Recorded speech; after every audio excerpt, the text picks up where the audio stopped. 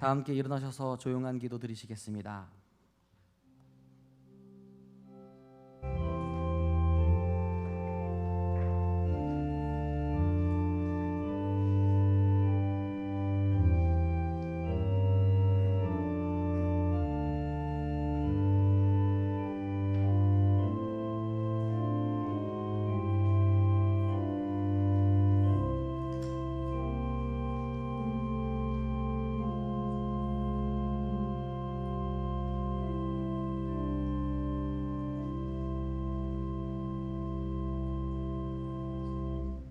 너희 의인들아 여호와를 즐거워하라. 찬송은 정직한 자들이 마땅히 할 바로다.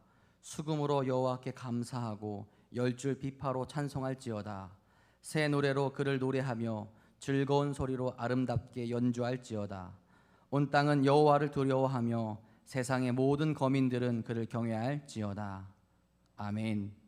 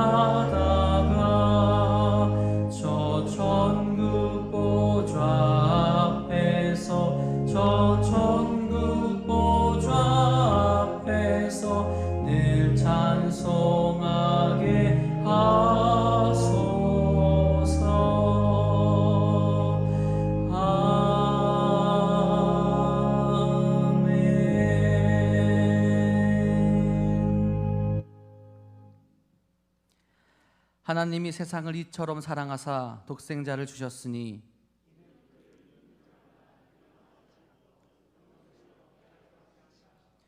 하나님이 그 아들을 세상에 보내신 것은 그로 말미암아 세상이 구원을 받게 하려 하심이라. 하나님의 독생자의 이름을 믿지 아니하므로 그 정죄는 이것이니 곧 빛이 세상에 왔으되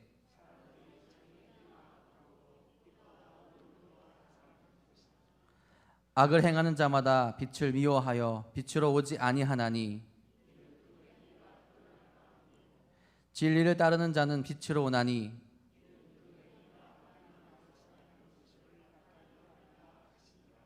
아멘.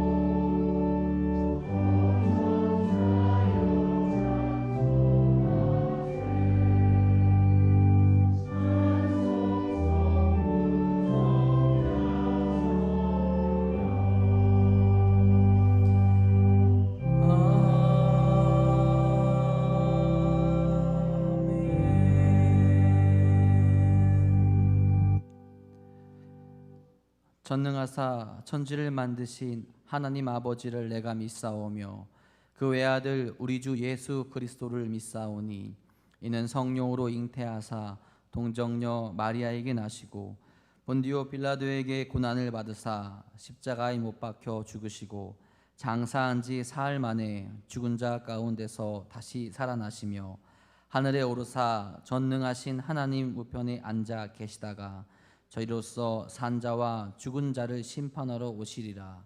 성령을 믿사오며 거룩한 공예와 성도가 서로 교통하는 것과 죄를 사하여 주시는 것과 몸이 다시 사는 것과 영원히 사는 것을 믿사옵나이다. 아멘.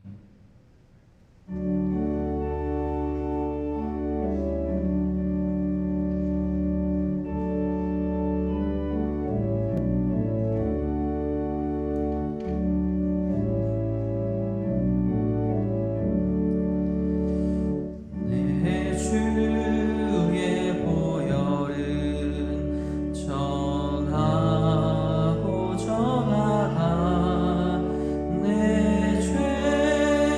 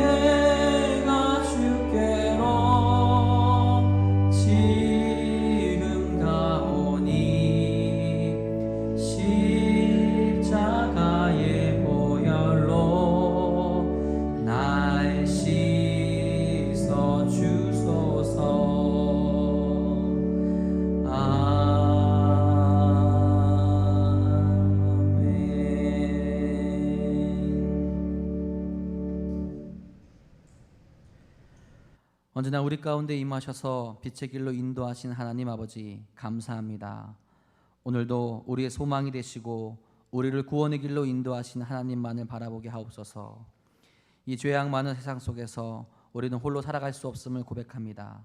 오직 주의 은혜와 사랑만이 우리가 살아갈 수 있는 길이 되오니 주님의 전에 나와 예배하는 저희들에게 하나님을 더욱더 바라보게 하시고 하나님의 높고 위대하심을 찬양하는 시간이 되게 하옵소서.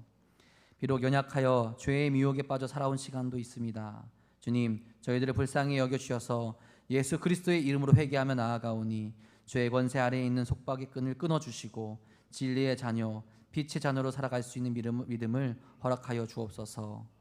하나님만이 우리의 길이 되시고 진리가 되심을 다시 깨닫는 시간이 되게 하사 언제 어디서나 주의 이름만을 높이게 하옵소서. 우리 안에 성령님을 모시고 살아가게 하시고 성령님의 인도하심 가운데로 나아가게 하옵소서. 우리 사랑하는 공동체 가운데 힘들고 아프고 두려움 가운데 있는 이들이 있습니까? 주님의 손으로 그들을 붙드시고 다시 일어나게 하시고 하나님의 이름을 다시 외치며 살아갈 믿음을 회복시켜 주옵소서.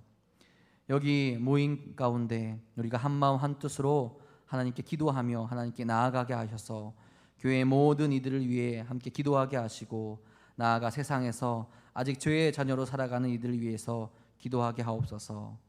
우리 도남동 교회가 기도가 끊이지 않는 교회가 되게 하셔서 하나님 말씀에 순종하며 그 뜻을 펼칠 수 있는 교회가 되게 하옵소서. 아직 대한민국이 혼란 가운데 있습니다. 대한민국뿐만 아니라 세계 가운데도 아픔이 계속되고 있습니다. 주님, 이 땅, 이 나라, 이 세계 가운데 임하여 주셔서 하나님의 손으로 품어주시고 하나님께서 다스려 주시기를 소망합니다. 하나님의 날개 아래에 있는 것이 가장 안전하고 행복하며 기쁨이 되는 이 나라가 또 이 세계가 깨닫게 하셔서 주의 그늘 아래 살아가는 귀한 모든 이들이 되게 하여 주옵소서. 이 시간 주의 종을 통하여서 하나님의 귀한 말씀을 듣습니다. 하나님의 말씀이 우리의 길이 되게 하시고 그 말씀을 듣고 소망과 희망을 품게 하시옵소서. 오늘 듣게 되는 하나님의 말씀으로 지금 우리가 살아가는 삶의 자리에서 새 힘을 얻고 나아가 생명의 말씀을 전해 듣고 아버지의 그 생명의 말씀을 이 세상 가운데 전할 수 있는 우리 모두가 될 수 있도록 인도하여 주옵소서. 또한 기쁨으로 하나님께 찬양드리는 사랑하는 딸의 입술을 축복하시고 언제나 감사와 찬양이 넘치는 삶을 살아가게 하옵소서. 오늘도 우리를 지키시고 사랑하시며 우리 가운데 함께 하실 것 믿사오며 우리를 사랑하신 예수님의 이름으로 기도합니다. 아멘. 하늘에 계신 우리 아버지여, 이름이 거룩히 여김을 받으시오며 나라가 임하시오며 뜻이 하늘에서 이루어진 것 같이 땅에서도 이루어지이다. 오늘 우리에게 일용할 양식을 주시옵고 우리가 우리에게 죄 지은 자를 사하여 준 것 같이 우리의 죄를 사하여 주시옵고 우리를 시험에 들게 하지 마시옵고 다만 악에서 구하시옵소서. 나라와 권세와 영광이 아버지께 영원히 있사옵나이다. 아멘.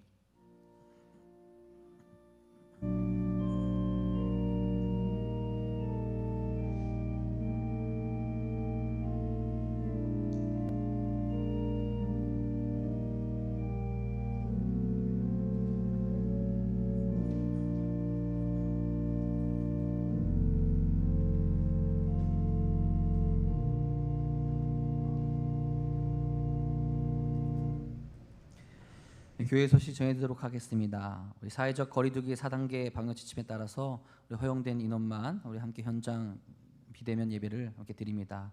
우리 온라인으로도 함께 예배드릴 수 있으니 잘 참여해 주시기를 부탁드리겠습니다. 우리 9월 월삭 새벽기도회가 9월 1일 수요일에 있습니다. 우리 현장 및 영상으로도 진행되오니 우리 함께 꼭 참여해 주시기를 부탁드리겠습니다. 9월 6일부터 한마음으로 말씀 읽기 구약 2, 욥기에서 말라기까지 진행됩니다. 말씀을 통해 은혜를 체험하는 경건 훈련에 함께 꼭 동참해 주시기를 부탁드리겠습니다.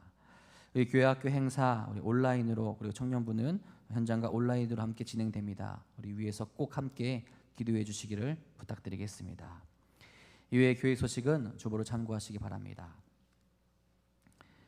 이 시간 우리에게 주신 하나님의 말씀은 출애굽기 12장 21절에서 28절까지의 말씀입니다. 페이지는 구약성경 99페이지에 있습니다. 다 함께 일어나셔서 하나님의 말씀을 함께 받들어 읽도록 하겠습니다.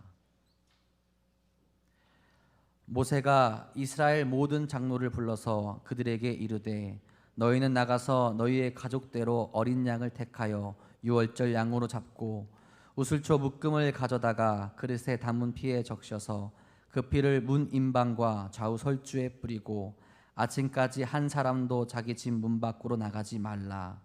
여호와께서 애굽 사람들에게 재앙을 내리려고 지나가실 때에 문 임방과 좌우 문 설주의 피를 보시면 여호와께서 그 문을 넘으시고 멸하는 자에게 너희 집에 들어가서 너희를 치지 못하게 하실 것임이니라. 너희는 이 일을 규례로 삼아 너희와 너희 자손이 영원히 지킬 것이니 너희는 여호와께서 허락하신 대로 너희에게 주시는 땅에 이를 때에 이 예식을 지킬 것이라. 이후에 너희의 자녀가 묻기를 이 예식이 무슨 뜻이냐 하거든 너희는 이르기를 이는 여호와의 유월절 제사라. 여호와께서 애굽 사람에게 재앙을 내리실 때에 애굽에 있는 이스라엘 자손의 집을 넘으사 우리의 집을 구원하셨느니라 하라 하매 백성이 머리 숙여 경배하니라. 이스라엘 자손이 물러가서 그대로 행하되 여호와께서 모세와 아론에게 명령하신 대로 행하니라. 아멘.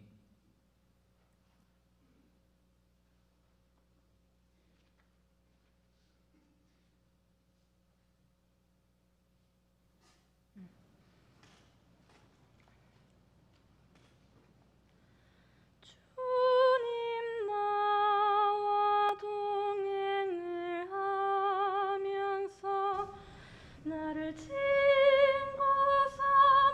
삼으셨네.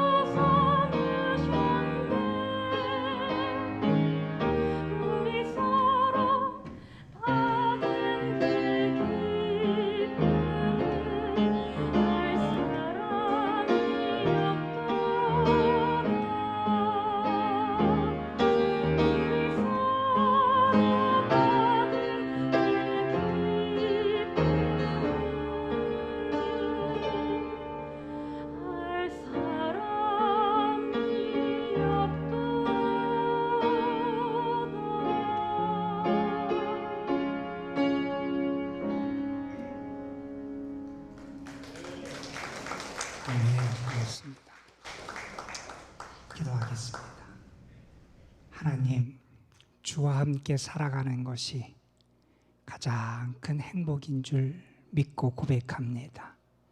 주님의 은혜 가운데 살아온 저희들, 하나님이 우리의 삶의 인도자가 되시고 동행자가 되어주신 은혜를 기억하며 감사하는 이들이 이 시간 함께 모여 예배를 드리고 또한 영상을 통하여 주의 은혜를 기억하며 감사하며 주님 앞에 나아가오니 주께서 우리의 예배를 받으시고 찬양을 받으시고 기도를 받으시며 하늘문을 활짝 여시고 하나님이 예비하신 은혜의 단비를 우리의 삶의 심령에 풍성하게 허락하여 주옵소서.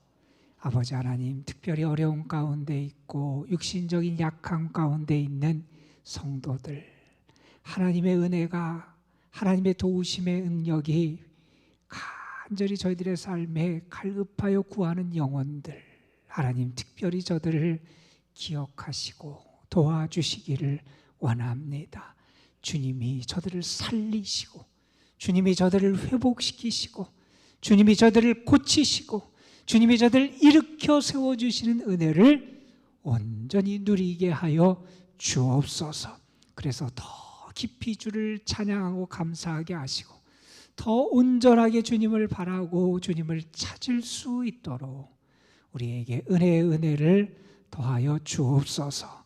이 시간 하나님의 말씀 앞으로 나아가오니 부족한 것을 가리시고 사랑하는 성도들이 말씀을 통해 하나님을 만나고 다시 한번 저들의 믿음을 말씀 가운데 세워갈 수 있도록 성령께서 역사하여 주옵소서. 우리 구주 예수 그리스도의 이름으로 기도드리옵나이다. 아멘. 조금 아까 찬양을 드리면서 갑자기 이제 중학교 때 생각이 났어요. 제가 중학교 미션 스쿨을 다녔는데 그 중학교에서 교내 합창 대회를 할 때 지정곡이 이 찬송이었어요. 그때 생각이 이렇게 갑자기 나면서 옛날 생각도 나고 은혜도 되는 그러한 시간이었습니다. 감사했습니다. 존 웨슬리 목사님, 우리 감리교 운동을 시작하신 웨슬리 목사님과 관련된 일화 가운데 그런 일화가 있습니다. 어느 날 목사님이 밤에 거리를 걷다가 강도를 만나게 돼요. 강도가 목사님에게서 돈을 빼앗으려고 목사님의 주머니를 다 뒤졌어요. 그런데 주머니에서 돈이 하나도 나오질 않는 거예요. 오히려 강도가 화가 났고 웨슬리 목사님을 향해서 돈을 좀 갖고 다녀라 이렇게 호통을 치면서 그 곁을 떠나고 있었다 그럽니다. 그때 웨슬리 목사님이 그 강도를 불렀대요. 여보세요, 이것을 좀 가져가세요 이렇게 불렀다는 거예요. 강도가 웨슬리 목사님을 바라보면서 그런 생각을 했대요. 혹시 숨겨놓은 돈을 나에게 주려고 그러나 그러면서 목사님에게 다가갔더니 목사님이 그 강도를 붙잡고 무슨 얘기를 하냐면 이런 얘기를 했다는 거예요. 예수 그리스도의 십자가의 보혈을 아십니까? 예수님의 보혈을 믿으면 구원을 받습니다. 우리는 그 십자가의 보혈을 믿고 구원을 받아야 될 사람입니다. 우리 같은 사람을 위해서 예수님이 십자가에서 보혈을 흘리셨습니다. 이런 이야기를 했다는 거예요. 그 강도가 그 이야기를 들으면서 속으로 비웃고 그리고 화가 나서 웃기는 소리 하지 말라고 호통을 치며 그 자리를 떠났다 그래요. 자, 그리고 3년의 세월이 흘렀습니다. 3년 후에 웨슬리 목사님이 예배를 인도한 다음에 성도들과 인사를 나누고 있는데 한 신사분이 목사님 앞으로 오더라는 거예요. 그리고 목사님께 인사를 하면서 저를 아시겠냐고 혹시 기억하시냐고 물었다는 겁니다. 웨슬리 목사님이 기억이 안 난다고 그렇게 얘기하자 그분이 목사님에게 이렇게 이야기를 합니다. 제가 바로 3년 전에 목사님을 해하려고 했던 그 강도입니다 하는 고백을 하는 거예요. 그때 목사님이 예수님의 보혈이라는 말씀을 하셨는데 그 이후로 예수님의 보혈이라는 단어가 제 마음에서 떠나지 않았다는 거예요.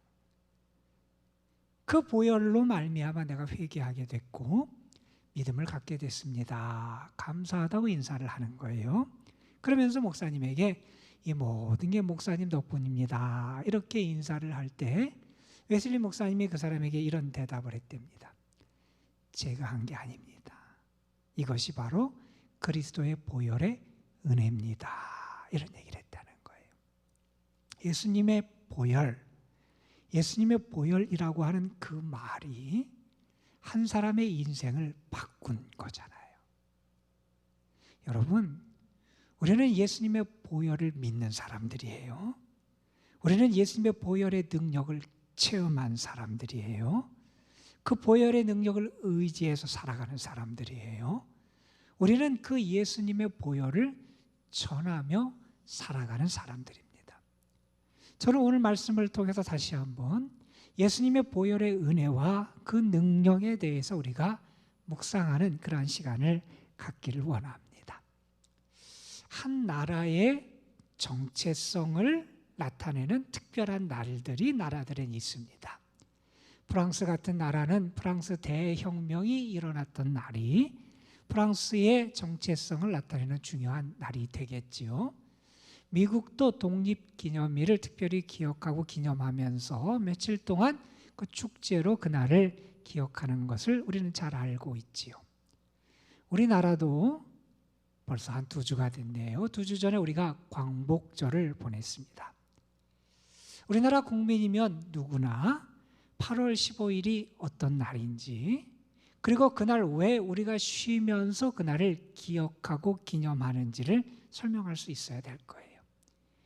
일본 제국주의가 우리의 자유를 빼앗고 우리를 강압적으로 침탈하고 우리에게 고통을 줬던 이야기, 연합군과 일본과의 전쟁과 관련된 이야기, 그리고 이 나라의 독립과 해방을 위하여 자신을 바치며 헌신했던 많은 분들의 그 독립의 이야기들을 하면서 대한민국 국민으로서의 정체성을 세워나가는 것 정말 중요할 겁니다.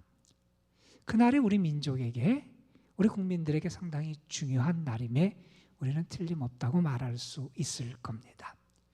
자, 그러면 이스라엘 국민들, 이스라엘 백성들에게 그들의 정체성을 나타내는 특별한 날, 특별한 절기가 과연 무엇이 있을까? 이렇게 묻는다면 그 대답으로 우리는 유월절이 그날입니다. 이런 대답을 아마 할 수 있을 겁니다. 유월절을 시작으로 이스라엘 백성은 새해를 그들의 달력상, 유대력상 맞게 됩니다. 하나님께서는 이스라엘 백성들에게 무슨 명령을 내리셨냐면 이 유월절을 그들이 대대로 지켜라, 이런 명령을 내리셨고, 다시 말해서 이 명령을 내리신 것은 그들이 대대로 하나님의 구원의 역사를 기억하고 기념하고 간직하고 보존해야 하는 것을 하나님이 그들에게 명령하신 것이죠. 지난주에 말씀을 나누면서 저는 여러분에게 그런 부탁을 좀 드렸습니다.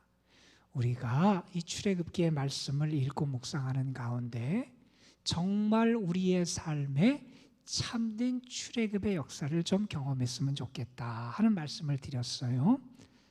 자유한 사람인 것 같아요. 겉으로 보기에는 해방된 사람 같은데 그 삶이 여전히 애굽에 갇혀 있는 사람들이 있어요. 세상에 갇혀 있고 애굽에 갇혀 있는 자가 아니라 이제는 그 애굽에서 탈출하고 벗어나서 하나님이 계신 자리, 하나님 안에 살아가는 자리, 하나님을 섬기며 살아가는 자리로 우리의 삶의 자리가 바뀌어야 된다 하는 것을 우리가 함께 말씀을 통하여 지난주에 묵상하기도 했습니다. 우리가 알듯이 이 출애굽이라고 하는 것은 이스라엘이 거룩한 하나님의 민족으로 출발하는 그 출발이 됐던 게 이 출애굽이고요. 그 출애굽의 역사의 중심에 놓여 있는 것이 바로 유월절 사건입니다.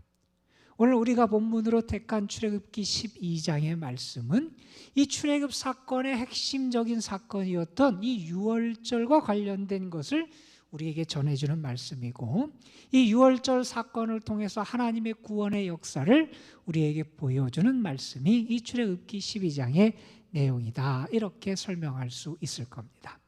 자, 여러분, 이 유월절 사건이 나타나기 이전의 상황, 다시 말해서 10번째 재앙이 애굽 땅에 내리기 이전의 상황을 여러분 한번 기억해 보시기를 바랍니다.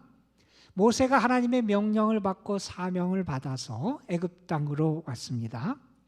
하나님의 말씀을 그대로 전했고, 뿐만 아니라 애굽 땅에 9가지 재앙, 다시 말해서 하나님의 여러 이적들, 기적들이 나타나기도 했습니다. 그런데 그 결과는 무엇이었냐면 더 어려워진 상황이었어요.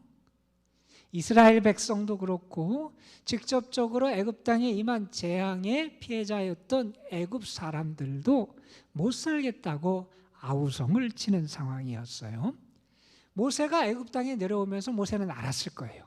바로의 압제 아래 있는 이스라엘 백성들을 이끌어낸다라고 하는 것이 결코 쉬운 일이 아니다라는 것도 모세는 알았을 거예요. 그러나 모세는 또한 생각했을 겁니다. 그래도 하나님의 재앙 몇 가지가 그 땅에 임하면, 하나님의 능력이 몇 가지 그 땅에 나타나면 분명히 바로도 손을 들고 말 것이다. 바로도 이스라엘 백성을 놓아줄 수밖에 없을 것이다. 이렇게 기대를 하고 있었는데 그 땅에 9가지 재앙이 임했음에도 불구하고 바로는 여전히 그 마음을 바꾸지 않습니다. 완악합니다. 모세가 해결해야 되는 그 문제가 여전히 해결되지 않은 상태로 그대로 머물러 있습니다. 애굽 땅에 그들의 삶 자체를 흔들고 온 나라의 질서와 모든 기반을 흔드는 엄청난 재앙이 나타나요. 출애굽기 7장 뒷부분부터 11장까지가 이 애굽 땅에 임한 9가지 재앙에 대해서 언급하는 거예요. 물이 피가 된 첫 번째 재앙부터 애굽 땅에 온통 흑암이 덮이는 그 9번째 재앙까지의 재앙의 이야기를 거기서 나타냅니다. 백성들이 죽겠다고 아우성칩니다. 이스라엘뿐만 아니라 애굽 사람들도 못 살겠다고 아우성을 칩니다. 사명을 받고 그들을 건져내기 위해서 갔던 모세도, 그리고 이스라엘 백성도 점점 더 어려워지는 상황에 처하게 됩니다.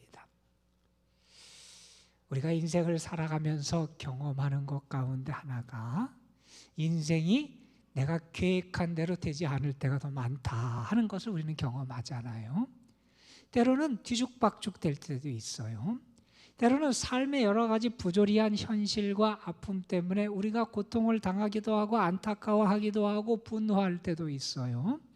흐린 날도 있고 때로는 폭풍우가 먹구름이 몰아치는 날도 있어요.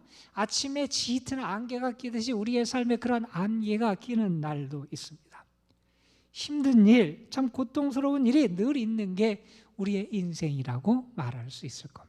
자, 그러한 인생을 살아가면서 정말 중요한 것은 무엇이냐면 우리가 그 상황에 처해 있을지라도 무너지지 않는 거예요. 무너지지 않고 견뎌내는 건데 그 무너지지 않고 견뎌내는 힘은 내 힘만 갖고 되는 것이 아니다 하는 것을 우리는 절감하고 살아갑니다. 자, 지금 모세가 그런 상황에 처해 있어요. 점점 일은 더 어려워져요. 상황이 점점 더 꼬여져요. 바로는 전혀 바뀌지를 않아요. 상황이 전혀 바뀌지도 않고 문제가 해결되지 않는 상황이에요. 자, 이런 상황에 처한 모세, 그가 무너졌느냐? 성경을 보면 지금 변화된 모세는 그러한 상황에 처해 있을지라도 무너지지 않아요. 그는 그 상황에서 오히려 하나님을 더 바라봅니다. 하나님의 말씀에 더 집중하게 됩니다. 자, 지금 이스라엘 백성이 있는 그 자리, 애굽 땅, 그리고 모세가 하나님의 파송을 받고 가 있는 땅, 그 애굽 땅은 어떤 땅입니까? 그 땅은 이스라엘 백성을 억압하는 땅이에요. 그들을 사로잡고 노예로 그들을 고통스럽게 이끌어가는 땅이에요. 하나님의 백성들의 생명을 짓누르고 억압하고 죽음으로 몰아가는 땅이 애굽 땅입니다. 하나님의 말씀을 받아들이는 땅이 아니라 강팍해서 하나님의 말씀을 계속 거부하는 땅이 바로 그 애굽 땅. 많은 하나님의 백성들에게 고통을 주고 아픔을 주고 기쁨을 빼앗아가는 자리가 그 애굽 땅이었습니다. 그런데 여러분, 바로 그곳에서 하나님의 말씀이 계속 들려와요. 하나님께서 모세에게 말씀하세요. 내가 내 백성을 잊지 않았다 말씀하세요. 하나님은 또 말씀하세요. 내가 그들을 버리지 않았다 말씀하세요. 하나님은 이스라엘 백성이 내 백성, 하나님의 백성이라고 말씀하시면서 그들을 결코 잊은 것이나 버린 것이 아니다, 이렇게 하나님은 계속 말씀해 주십니다. 뿐만 아니라 모세가 혼자 있다고 생각하고 낙심하게 될 때 하나님은 모세에게 계속 확인시켜 주세요. 내가 너와 함께 한다. 내가 너와 함께 가겠다. 하나님은 계속해서 모세에게도 말씀을 통하여 그를 만나고 계십니다. 여러분, 지금 모세는 실망하고 좌절할 수 있는 자리에 있었습니다. 그런데 그에게 계속 하나님의 말씀이 들려와요. 이게 중요해요, 여러분. 여러분, 생명이 살아나고 구원의 역사가 이루어지기 전에 항상 먼저 하나님의 말씀이 있었어요. 그 말씀을 듣는 자, 그 말씀을 붙잡는 자, 그 말씀에 사로잡힌 사람은 이겨냈어요. 그 말씀이 그를 살려요. 그 말씀이 그로 하여금 이기게 해요. 모세는 지금 그 말씀에 붙잡혀 있어요. 하나님의 음성을 들어요. 그러니 그는 낙심하고 절망할 수밖에 없는 자리에서 쓰러지지 않아요. 이겨내요. 견뎌낼 수 있었다 하는 겁니다, 여러분. 여러분, 말씀을 듣는 자가 살아납니다. 말씀을 듣는 자가 이겨냅니다. 우리가 한 주 지나서 9월 6일부터 다시 한 마음으로 말씀 읽기, 구약 성경을 우리 온 성도가 매일매일 일정 분량 읽어가는 시간을 가지려고 그래요. 금년 상반기에 우리는 창세기부터 에스더까지의 말씀을 읽었어요. 이제 그 뒷부분 욥기부터 구약 마지막 말라기까지의 말씀을 읽을 거예요. 하루에 5장 내외를 읽을 거예요. 많은 분량 아니에요, 여러분. 긴 시간이 필요한 것도 아니에요. 우리가 그 말씀을 함께 읽고 묵상하고 기도하는 가운데 분명히 말씀이 우리를 살릴 줄로 믿습니다, 여러분. 그 말씀이 우리에게 능력이 돼서 이 험한 세상, 우리가 감당해야 되는 여러 가지 고통과 아픔의 현실도 넉넉히 이겨낼 수 있는 능력이 말씀을 통해서 우리에게 임할 줄로 믿습니다, 여러분. 하나님의 말씀이 모세에게 들려와요. 하나님이 함께 하신다, 하나님이 사랑하신다, 하나님이 구원하신다 하는 말씀이 계속 모세에게 들려옵니다. 그리고 하나님은 모세가 들은 그 말씀을 이제 가서 이스라엘 백성들에게 전하라, 이런 사명을 모세에게 주세요. 하나님은 모세에게 말씀하십니다. 내가 이스라엘 백성을 얼마나 사랑하는지, 내가 이스라엘 백성을 어떻게 구원할지 그 하나님의 역사를 그들에게 전하라는 거예요. 그 말씀을 듣고 그들이 소망을 갖고 일어날 수 있도록 하나님의 말씀을 전하는 사명을 모세에게 주십니다. 자, 모세가 가서 하나님의 말씀을 전하라 하는 사명을 갖고 전해야 될 말씀을 출애굽기 12장 3절 이하는 이렇게 우리에게 가르쳐 줍니다. 너희는 이스라엘 온 회중에게 말하여 이르라. 이달 열흘에 너희 각자가 어린 양을 잡을지니 그 가족대로 그 식구를 위하여 어린 양을 취하되 이달 열 나흘 날까지 간직하였다가 해질 때에 이스라엘 회중이 그 양을 잡고 그 피를 양을 먹을 집 좌우 문설주와 임방에 바르라 하는 명령을 내리세요. 하나님의 명령은 이겁니다. 어린 양을 준비하라는 거예요. 나흘 동안 그 양을 잘 보존하라는 거예요. 양을 잘 돌봐야 되겠고, 나흘 동안 특별히 그 양이 흠이 없는 양인지를 잘 살펴야겠지요. 그리고 양 잡는 날이 되어서 그 양을 잡아요. 그리고 양의 피를 집 문방 문설주에 바르라 하는 그러한 명령을 내리십니다. 자, 이것이 하나님이 이스라엘 백성에게 행하실 구원의 역사에서 생명을 얻는 길이었어요. 하나님은 그들을 애굽에서 해방시키고 자유를 주시기 위해서, 다시 말해서 그들을 구원하시기 위하여 다른 조건과 방법을 말하지 않으세요. 그들이 얼마나 많이 가졌는지, 얼마나 건강한지, 얼마나 많이 배웠는지, 그 인간성이 어떤지, 어느 가문 출신인지, 어떤 지역에서 태어났는지, 그들의 모든 삶의 모습이 어떤지 하나님은 그 다른 조건을 말씀하시지 않으세요. 하나님이 그들에게 말씀하시는 그들의 생명을 얻고 구원을 얻을 수 있는 유일한 조건은 어린 양의 피였다는 겁니다. 어린 양의 피는 크게 두 가지 의미가 있습니다. 그 하나는 죄를 씻는 속죄, 죄를 용서받는 속죄의 의미가 있어요. 다른 하나는 그 집안을 정결하게 하는 성결, 성별의 의미가 있습니다. 사람의 피도 아니었어요, 여러분. 숫송아지의 피도 아니었어요. 유월절 그들이 구원받기 위하여 그들에게 필요한 것은 오직 어린 양의 피였어요. 하나님이 지명하신 어린 양, 나를 위해서, 나만을 위해서 죽은 어린 양의 피가 있어야 했다는 겁니다. 믿고 하나님의 말씀대로 그 피를 문설주에 바른 집, 죽음의 사자가 건너가서 그 재앙의 날 그들이 죽임을 당하지 않는 그 역사를 그들이 경험하게 된다 하는 사실입니다. 이것이 이스라엘의 첫 유월절을 지키라고 명하신 하나님의 말씀의 내용이지요. 자, 우리가 이 말씀을 살펴보면서 우리가 특별히 잊어서는 안 되는 게 있어요. 여러분, 우리 하나님은 어떤 분입니까? 우리 하나님의 속성 가운데 대표적인 게 뭡니까?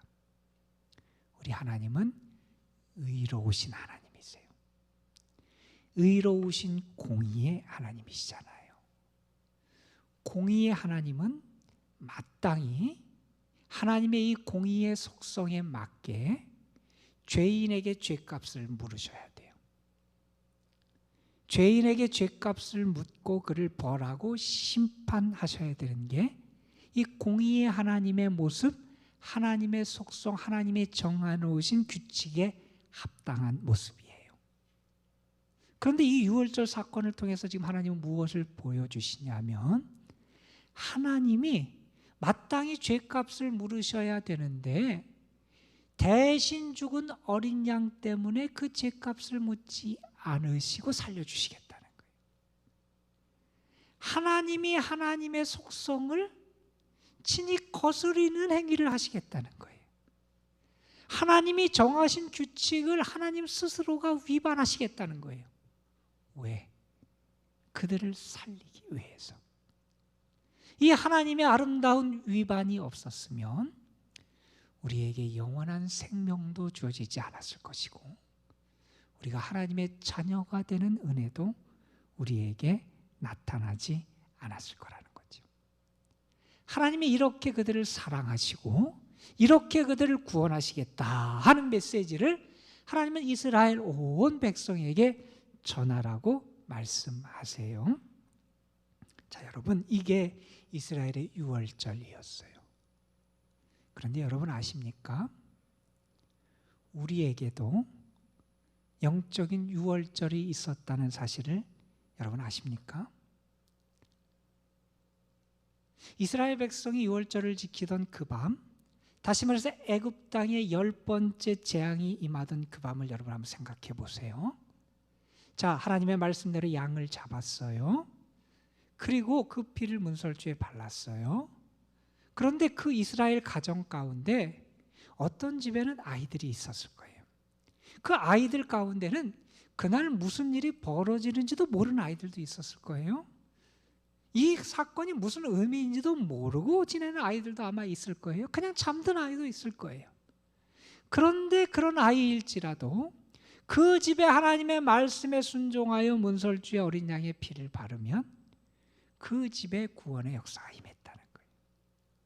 여러분, 우리가 아직 죄인 되었을 때에 우리가 하나님의 깊은 은혜의 역사와 그 깊은 영적인 의미를 알지 못하고 잠들어 있을 그때 하나님께서는 우리를 살리기 위하여 어린 양을 친히 준비하세요. 하나님의 어린 양 되시는 예수 그리스도께서 십자가에 달려 돌아가세요. 거룩한 피 보혈을 흘려주셨어요. 그 보혈이 마음 신비에 묻어있는 사람, 그 은혜를 믿는 사람, 주님을 믿는 사람이 구원받을 수 있는 길을, 하나님은 우리가 아직 죄인되고 그 하나님의 구원의 의미를 알지 못하는 그때 우리를 위하여 준비해 주셨다 하는 사실이에요. 그래서 우리는 얘기하지요. 이 이스라엘의 첫 유월절의 역사는 바로 하나님의 어린 양을 통하여 우리에게 영원한 구원을 주신 예수 그리스도의 십자가 사건을 위한 예표가 되는 것이라는 것을 우리는 믿음으로 고백하게 됩니다. 우리가 정말 감사하게 되는 것은 무엇이냐면요, 여러분, 이 모든 것을 하나님이 친히 계획하시고 주관하셨다는 거예요. 우리를 살리기 위하여, 이스라엘 백성을 애굽에서 건져내고 살리기 위하여 하나님이 모든 것을 친히 준비하셨다는 겁니다. 이스라엘을 애굽에서 해방시키기 위해 하나님은 어린 양을 통하여 그 역사를 이루셨어요. 우리를 살리기 위하여 하나님은 하나님의 어린 양 되시는 예수 그리스도를 통하여 우리를 살리는 역사를 허락해 주셨다는 겁니다. 그 하나님의 은혜를 체험한 다음에 바울은 그렇게 고백을 하지요. 우리의 유월절 양 곧 그리스도께서 희생되셨느니라, 이런 고백을 해요. 고린도전서 5장에 있는 말씀이에요.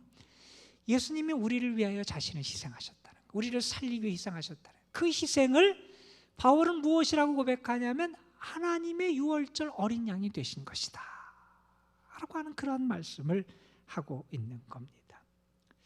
하나님이 이스라엘을 살리기 위하여 이 유월절 양을 준비하게 하시지요. 유월절 양을 준비해요. 그리고 양 잡는 날이 되면 그 양에게 안수해요. 안수하는 것은 무슨 얘기냐면 우리의 죄, 나의 죄를 그 양에게 전가시키는 거예요. 그리고 양을 잡아요. 그리고 그 피를 발랐다는 거예요. 여러분, 루터가 그런 얘기를 했습니다. 우리가 성경을 짜보면, 빨래 짜듯이 짜보면 성경에서 무엇이 나오냐면 피가 나온다, 이런 얘기를 했어요. 구약을 짜면 거기서 어린 양의 피, 유월절 양의 피가 나오고, 신약을 짜면 거기서 예수 그리스도의 보혈이 나온다. 하나님은 그 피를 통하여 우리를 구원하셨다는 겁니다. 왜 예수님만이고 왜 유월절 양의 피만을 통해서만 구원이 가능하냐? 만약 누군가 그렇게 묻는다면 우리는 이렇게 대답할 수 있습니다. 그것이 하나님이 정하신 방법이었기 때문이다 하는 겁니다. 이스라엘 백성들이 하나님의 이 방법, 명령을 받았을 때 그들은 왜 유월절 양이고 왜 그 방법만이 가능하냐고 묻고 따지질 않았어요. 왜 그것만이 효력이 있고 그것이 정말 가능한 일인지 그들은 묻지도 따지지도 않았어요. 그들은 하나님의 말씀에 순종했고 그 어린 양의 피를 발랐어요. 그럴 때 그 집의 구원의 역사가 일어나게 됐다 하는 사실입니다. 자, 이 유월절 사건을 보면서 저는 여러분에게 이 두 가지 교훈을 좀 기억하자 하는 말씀을 좀 드리고 싶어요. 첫 번째는 이런 겁니다. 이 어린 양, 유월절 양의 피를 통하여 생명을 얻은 사람, 구원을 얻은 사람이라면 이제 우리는 무엇을 붙잡고 우리의 인생을 살아가야 하느냐 하는 것을 다시 한번 생각해 봐야 됩니다. 하나님이 이스라엘 백성을 애굽에서 해방하고 건지기 위하여 택하신 길은 다른 게 아니라 어린 양의 피였습니다. 어린 양의 피를 통해서 그들을 살려내고 구원하셨어요. 여러분, 애굽 땅을 한번 생각해 보세요. 애굽 땅은 어떤 땅입니까? 우상을 섬기는 거대한 신상이 있던 땅이었어요. 우상을 섬기는 땅이에요. 거대한 바로의 왕궁이 있던 곳이에요. 그 땅에는 바로의 큰 권세가 나타났던 땅이에요.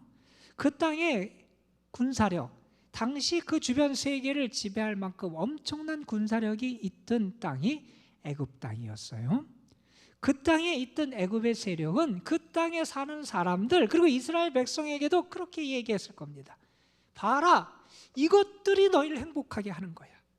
이게 있어야 너희가 행복해. 이것이 있어야 너희가 안전해.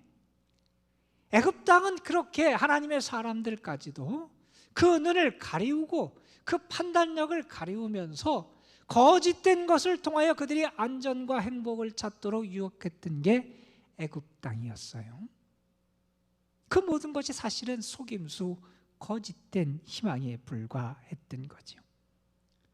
그 땅에서 하나님의 사람들을 건져내기 위하여 하나님은 무엇을 사용하십니까? 어린 양의 피를 사용하십니다. 자, 그러면 여러분, 하나님을 대적하고 등지는 세상 혹은 어두움이 하나님의 백성을 얽어매고 있는 이 세상을 살아가는 우리가 그러면 무엇을 붙잡고 살아가야 되겠습니까? 우리가 무엇을 통해서 이 흑암의 세력에 사로잡혀 있는 사람들을 깨울 수 있습니까? 우리가 무엇을 가지고 이러한 세상을 변화시킬 수 있습니까? 여러분은 그 해답이 무엇이라고 생각합니까? 그 해답은 어린 양의 피입니다, 여러분. 그 보혈이 세상을 살립니다. 그 보혈이 세상이 타락한 세상과 문화를 깨우고 살려낼 수 있습니다. 저는 여러분에게 부탁드립니다. 여러분은 어린 양 되시는 예수님의 보혈을 붙잡고 살아가야 되는 사람들입니다. 그것을 잊어버리면 여러분은 세상에 떠내려갈 수밖에 없는 그러한 자신의 본질과 능력을 잃어버린 신앙인이 되고 말 것입니다. 두 번째로 이 유월절 사건을 통해서 우리가 얻는 교훈이 있다면 이런 겁니다, 여러분. 이 유월절 사건을 통해서 생명을 얻은 사람들, 구원을 받은 사람들, 유월절 양의 피를 통하여 살아난 사람들이 무엇을 이루었느냐라고 하는 것을 우리가 주목해 봐야 한다는 겁니다. 그들은 지금 어떤 공동체를 이루냐면 이제 예배 공동체를 세워나가요. 자, 하나님께서 문설주에 어린 양의 피를 바르라. 그때 여러분 아직 애굽 땅에는 10번째 재앙이 내리지 않은 때예요. 그 땅에 있는 모든 초태생, 그것이 사람이든 짐승이든 초태생이 전부 다 죽임을 당하는 그 10번째 그 무서운 재앙이 아직 임하지 않은 상태예요. 자, 이스라엘 백성은 여전히 애굽에 묶여 있어요. 바로의 수하에 있어요. 아직 그들이 뭐가 자유롭게 될 상황이 아니에요. 아직 모든 게 다 그대로예요. 바로는 여전히 완악해요. 자, 모든 것이 그대로 있는 그 상황, 바로 그때 하나님께서 이스라엘 백성에게 무엇을 먼저 행하라고 명하시는지를 여러분이 주목해 봐야 돼요.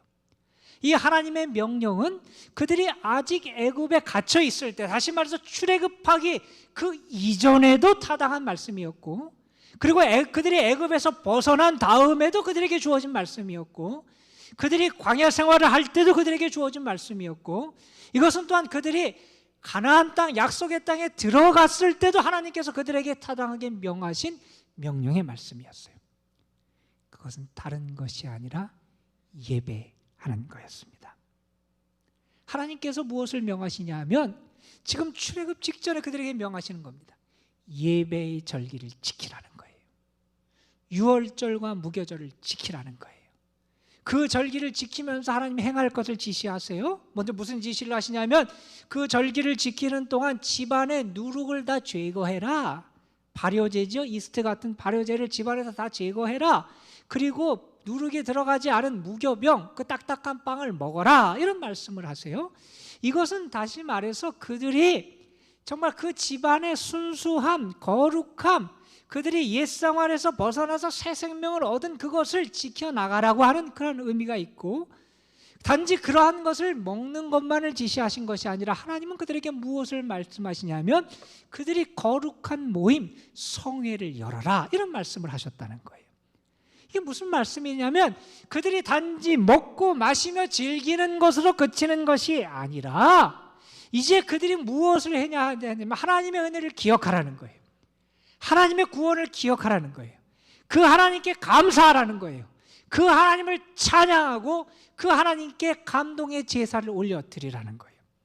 하나님이 그 예배의 절기를 그들에게 명령하셔서 그 예배를 지키도록 그들에게 말씀하고 계시다는 겁니다. 여러분, 어린 양의 피로 구원받은 사람들이 붙들어야 될 것이 바로 이겁니다. 내가 어린 양의 피로 구원받았다면 나는 앞으로 나의 삶에서도 내가 어느 자리에 있든지 어린 양의 피를 붙들고 살아가야 돼요.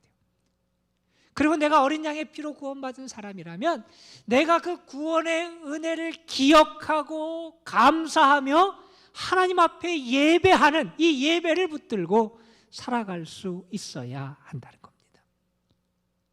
아직 아무것도 이루어지지 않았어요, 여러분. 여전히 그대로예요. 그런데 그때 그들이 뭘 해야 되냐면 하나님의 구원의 약속을 믿으라는 거예요. 그리고 하나님 앞에 예배하라는 겁니다. 이 말씀을 모세가 들어요. 하나님은 이 말씀을 이스라엘 백성에게 가서 전하라 그러세요. 자, 그래서 이스라엘 백성에게 가서 전하는 내용이 오늘 우리가 택한 본문의 말씀이에요. 모세가 가서 하나님의 이 명령을 다 전해요. 그 다음에 이스라엘의 반응이 27절 뒷부분에 이렇게 나오지요. 그 명령을 받은 후에 백성들은 머리 숙여 경배하니라 그랬어요. 아직 아무것도 일어나지 않았어요. 아직 애굽에서 나온 것도 아니에요. 여전히 매여 있어요. 바로의 권세는 커 보여요. 그런데 그들에게 하나님의 이 말씀이 주어졌을 때 그들은 어떻게 하냐면 말씀을 받아요. 그리고 머리 숙여 경배해요. 하나님께 경배하고 예배했다는 거예요. 그 땅에서 아직 아무것도 발현하지 않았는데 그 땅에서 하나님의 말씀을 붙잡고 하나님의 약속을 믿고 경배하고 예배했다는 겁니다. 그리고 그들이 가서 그 말씀 그대로 명령을 쫓아 준행하게 됩니다. 여러분, 우리가 묶여있는 자리에서도 그렇고요, 우리가 풀려난 자리에서도 그렇고요, 우리가 광야길을 걸을 때도 그렇고요, 우리가 하나님의 약속의 땅, 축복의 땅에 들어가서 평안하게 살 때도 우리가 먼저 해야 되는 것이 있습니다. 경배하는 거예요. 예배하는 거예요. 하나님의 구원을 기억하는 거예요. 약속을 믿는 거예요. 그리고 맡기며 감사하며 주께 예배하는 것. 이스라엘의 정체성을 세워가는 그 첫 출발이 됐던 유월절 사건, 하나님은 어린 양의 피를 통하여 이스라엘 백성을 구원해 내십니다. 이 사건은 하나님께서 예수 그리스도를 통해서 이루실 영원한 구원을 예표하는 사건이었습니다. 그 어린 양의 피로 구원받은 사람들, 그들은 그 피의 능력을 의지합니다. 그 피를 통해서 세상을 변화시키고 세상을 깨웁니다.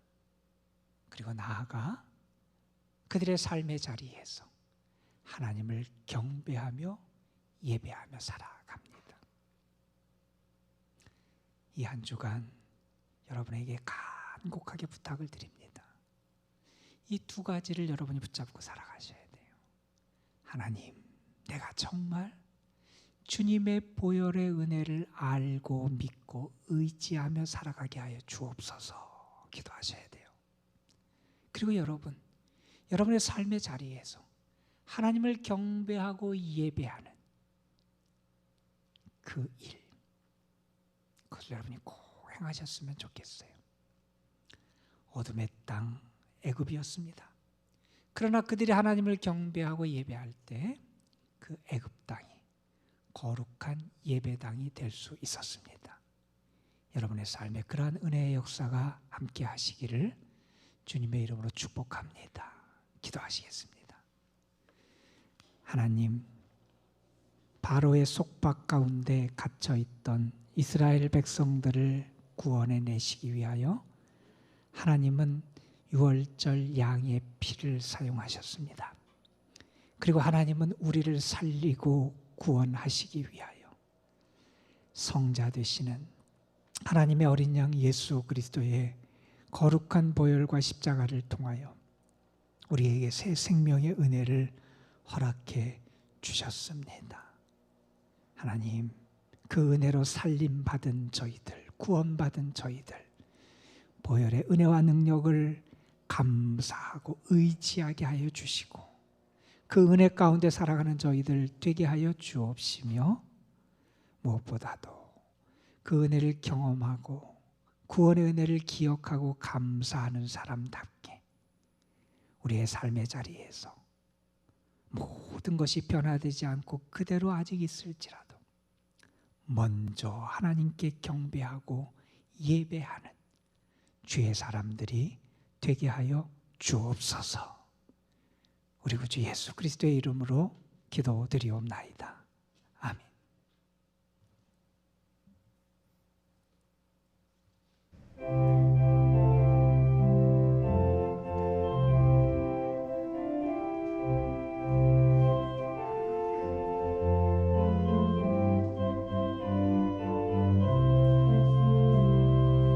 주 십자가를 지심으로 죄인을 구속하셨으니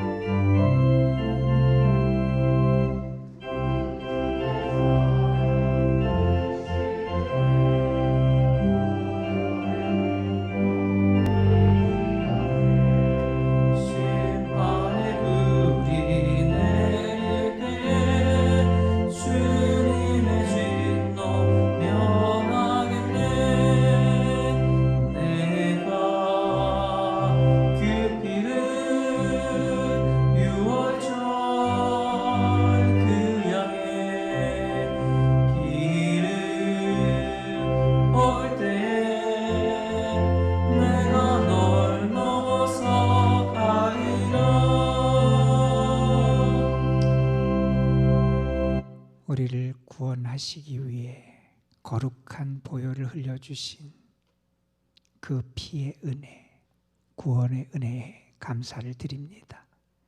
우리에게 새 생명 주시고 하나님의 자녀가 되게 하시고 우리와 함께 하시고 은혜를 베푸신 그 사랑을 기억하며 감사하는 마음을 담아 주님 앞에 거룩한 예물을 올려드립니다.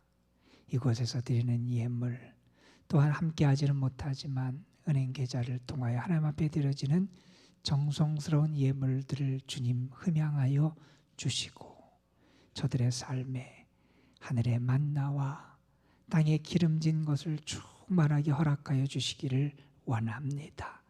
주의 은혜로 평안한 복도 주시고 수고하여 애쓰는 것에 아름다운 수확의 열매도 허락하시고 무엇보다도 강건하게 지낼 수 있도록 주께서 은혜의 은혜를 더하여 주옵소서. 이제는 우리를 살리기 위하여 보혈의 은혜를 허락하신 예수 그리스도의 구원의 은혜와 우리를 위하여 새 생명으로 우리를 인도하기 위하여 독생 성자까지 아끼지 않으시고 내어주신 하나님의 크신 사랑하심과 우리 가운데 계셔서 은혜를 아는 자, 보혈을 믿고 살아가는 자로 우리를 세우시고 주를 경배하고 예배하는 자가 될 수 있도록 이끌어 가시는 성령의 역사하심이 사랑하는 성도들과 저들의 가정 자녀 손들 위에 저들이 수고하며 애쓰는 일들, 기도하는 기도의 제목들 위에 주님이 예수 그리스도의 보혈의 핏값으로 세우신 이 도남동 제단 위에 이 나라 이 민족 위에 그리고 아픔 가운데 있는 열방 위에 이제부터 영원히 함께 하시기를 우리 구주 예수 그리스도의 이름으로 간절히 축원하옵나이다. 아멘.